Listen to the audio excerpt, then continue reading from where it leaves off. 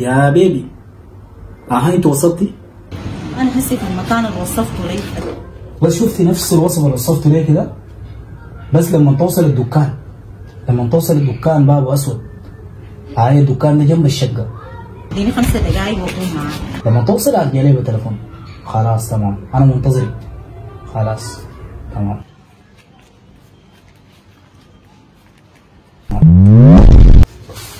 وانا يا مان الجاي من؟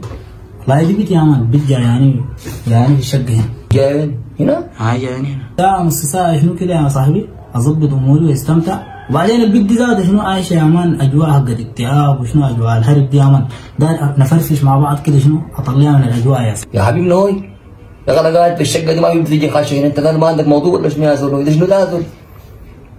تطردني من الشقه دي ولا شنو؟ شنو يا صاحبي ما تكون متشدد كده، ما هي كلها ساعة نص ساعة يا صاحبي، وبعدين اسمع كلامي انت شنو؟ حاول شنو قفل لي الجيم يا صاحبي، اطلع برا يا صاحبي، امشي اشرب لك اي حاجة، اشرب لك قهوة ولا حاجة في الجنبة يا مان، وحق القهوة علي انا، بس انت شنو قفل لي اخوك الجيم.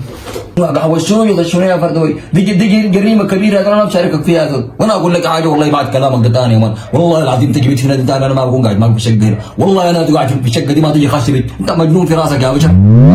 والله يا خير الفقر ما يجيب لك اي حاجة، ده شنو ده يا مان؟ انت مالك متأكد كده يا نوري؟ وشنو انت مركب لي فيها مكان الزول شيخ ومركب لي فيها زول شريف وبتاع؟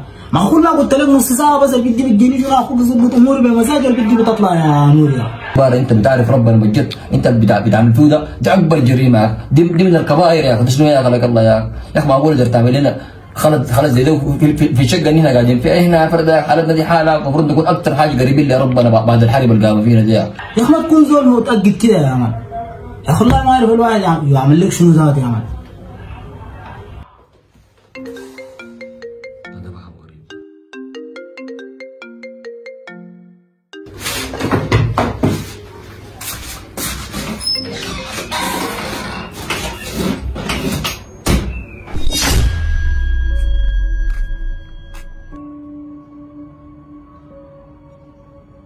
اعتبار انت بتعرف ربنا بجد، انت بتعمل فيه ده اكبر جريمه، دي من الكبائر يا اخي. شنو يا خلق الله يا اخي؟ معقول تقدر تعمل لنا خلط زي ده في شقه هنا قاعدين في هنا فرده حالتنا دي حاله المفروض نكون اكثر حاجه قريبين لربنا بعد الحرب اللي قاموا فينا دي يا مان. والله انا بالعافيه.